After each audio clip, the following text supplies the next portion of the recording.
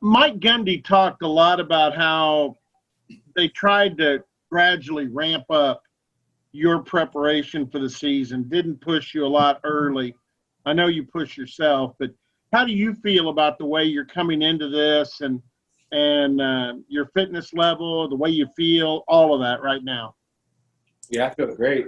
I mean, I'm bigger, stronger, faster. I fixed a lot of things that, I need to work on. So I feel good going into the season. The other thing I was going to ask too, you jumped in with Trevor Lawrence and some of the players. They continue to go on. Your thoughts on players stepping out? Obviously, you've been a part of that this summer, but your thoughts on players' voices being heard?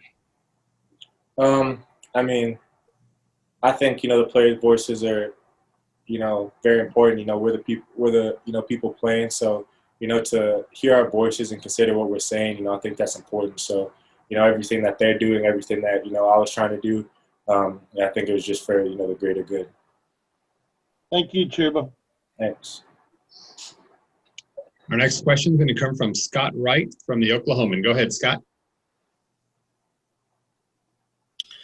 Chuba, you mentioned the phrase the greater good. There was a lot of stuff this summer that you were involved in that was for the greater good. Where does that come from in you? Was there a model of that from you that was laid out for you?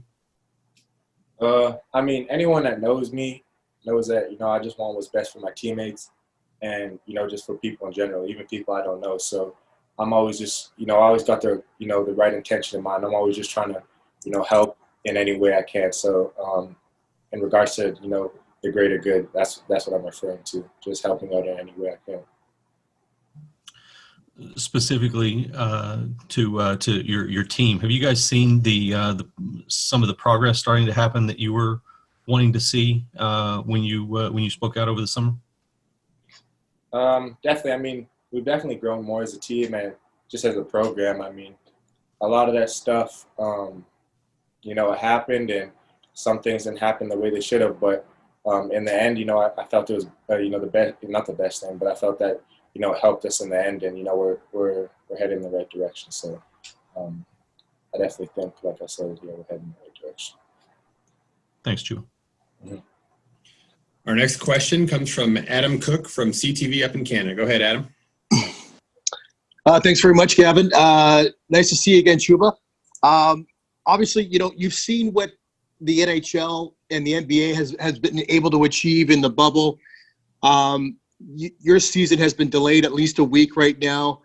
Like the NHL, the NBA has had success playing during this pandemic, but I just wonder what the players' level of comfort is at this point, going ahead. And I guess the school announced today that there's 7 active cases within the football program somewhere, but just what's your level of comfort going ahead with college football now? I mean, I feel that, a lot of people are comfortable.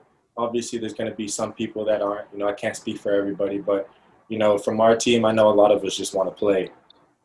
That's the biggest thing for us. It's been a long time. We missed spring ball. We got a little bit of work in the summertime. So now that the game got pushed back a little, I know people are just itching to play. So that's really what's on our mind, just getting ready to play, and that's about it. And I know you're a big team guy, and you're probably not going to speak to this. I'm not sure where your comfort level is about this, but just after what you were able to achieve, everybody's kind of wondering what's in store for an Encore. Just how, from a personal standpoint, how big of a year is this just for you? I mean, it's just a big year for our team. I wouldn't say it's just a big year for me. I mean, I didn't come back to break records for myself. I came back to win a Big 12 championship and a national championship with my team. So, that's my main goal. Thanks, Chuba. Thank you. Our next question comes from Garen Emig of the Tulsa World. Go ahead, Garen. Chuba, it really is good to see you again. Thanks for stopping and talking. Robert mentioned your involvement with specifically with Trevor Lawrence, and I wanted to ask how it came to be that you got involved in the national "We Want to Play" movement. That I think it was like a Sunday night, right, where you and you were on a Zoom call with Trevor, Justin Fields, some other prominent players nationally. Could you give us sort of the backstory as to how you got involved in that? It's pretty much just a bunch of guys coming together, wanting to play. It's just a bunch of players that are, trying to voice their opinion for, their team and, all the respective players in, college football. So, that's all that really happened there. The other thing I wanted to ask you about was the importance, given, again, you stepping out in social media, especially these last 4 or 5 months. How would you describe the importance for fans of OSU football and fans of yours on Saturday to see you as more than a football player and to see you more multidimensionally through all this?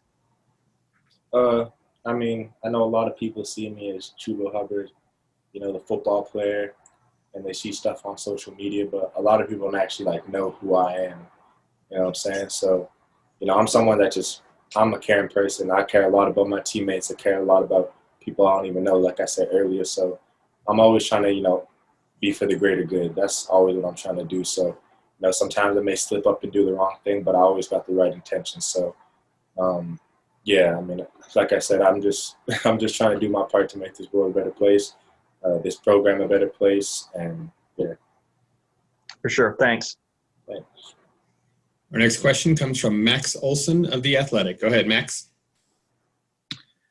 Hey, Chuba, going back to July, you kind of logged off of Twitter after things just got so toxic on there. What was that experience like for you of just kind of the backlash you had to deal with, and what did it take to kind of keep your head right and get away from that stuff? My head's always been right. That Twitter world can be crazy sometimes, but my focus was just on, helping people in any way I could, and then football. So I gotta stay out of that Twitter stuff.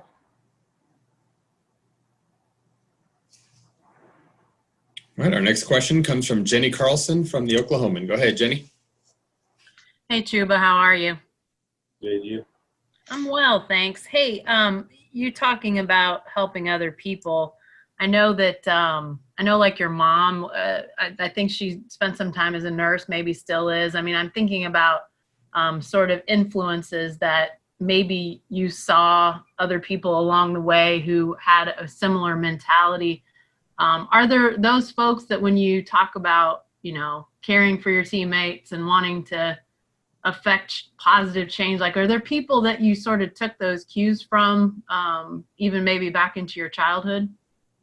Definitely. I mean, if you know anything about who I am or my upbringing, like I always say, everybody has their struggles, and I definitely have my struggles, and I had a lot of people in my life that were there for me. So I realized, not everybody gets that. So, I'm just trying to, be what, those people were to me. So. Is it sort of takes a village to raise a child? Is that sort of what you're hearkening back to there a little bit? Yeah, a little bit, yeah. Okay. All right. Thanks. Our next question comes from Frank Bonner of the Tulsa World. Go ahead, Frank. Hey, Chuba, good to see you again. Obviously, speaking out on certain issues in society, race-related, is important to you. How do you continue to, I guess, keep your foot on the gas, so to speak, and keep your ear to the ground and stuff like that, while putting all your effort into this college football season? I mean, for me, it's not really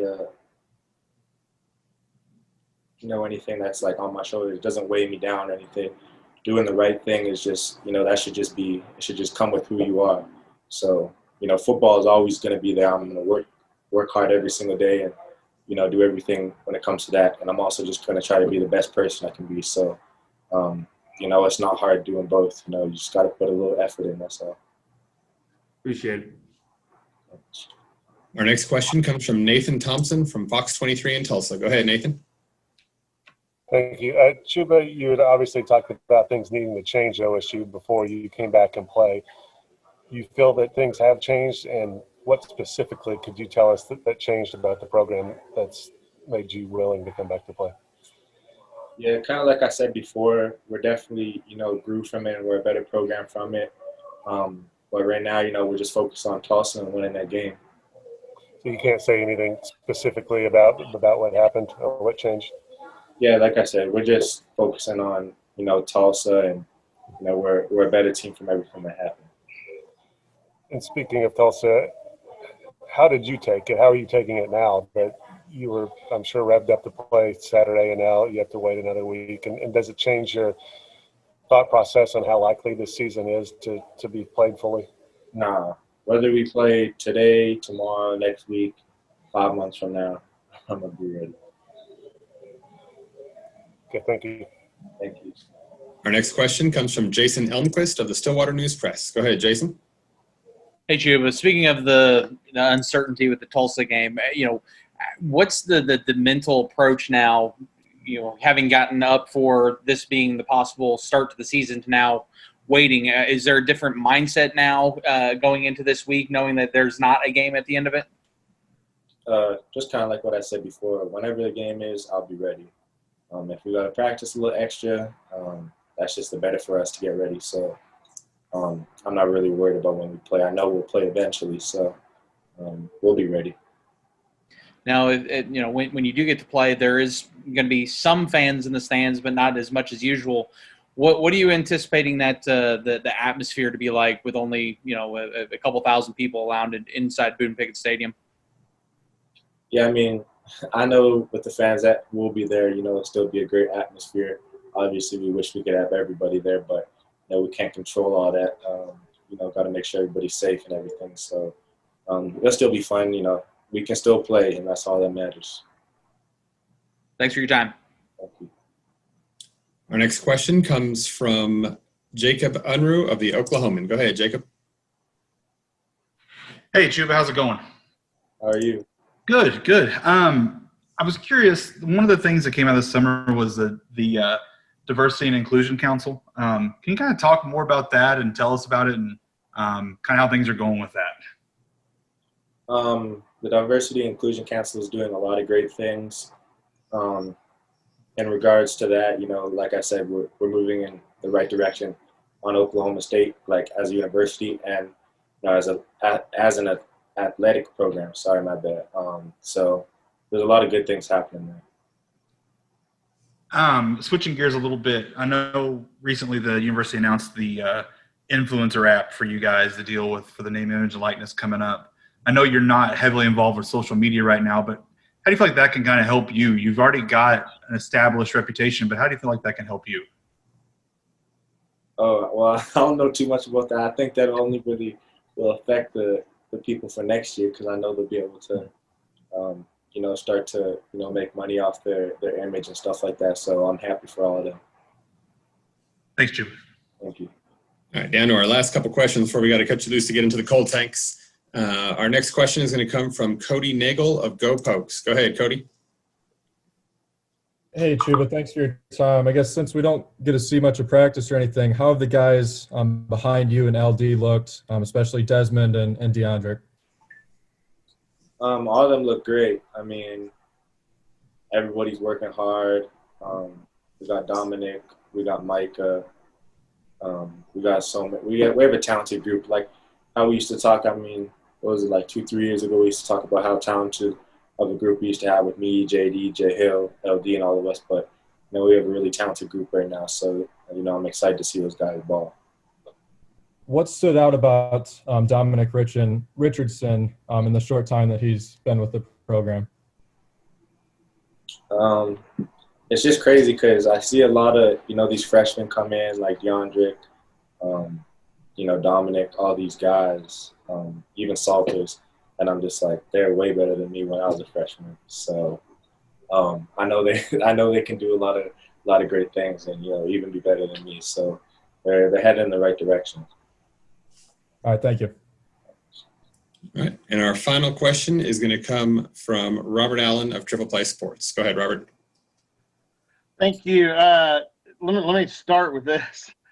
Those guys, I'm sure, are good, but don't cut yourself short. You were pretty good until you walked in the door. I witnessed that. So, purely from a football standpoint, Chuba, what are you most excited about maybe being different about your game or improving in your game? I know you said bigger, stronger, faster, but one thing I sense is maybe having more of a role catching the football with Casey Dunn as the offensive coordinator. But I don't want to answer for you. What are you excited from a football standpoint that your game may include this year that maybe it hasn't as much in the previous years? I mean, since I've got here, I've worked on my hand with Coach Dunn every year since I got here. Actually, every practice pretty much. So that's been an ongoing thing. But I've definitely worked on my routes and flexing out and stuff like that. And like in regards to me, improving my game, trying to improve, running between the tackles, getting around the edge, open field cuts, all these different things. Obviously last year, a lot of good things happened, but I had a great O-line. I had a great team around me to help me with those things. So I just realized that I got to work on a lot of things, and I did. So I'm happy where I'm at right now. So.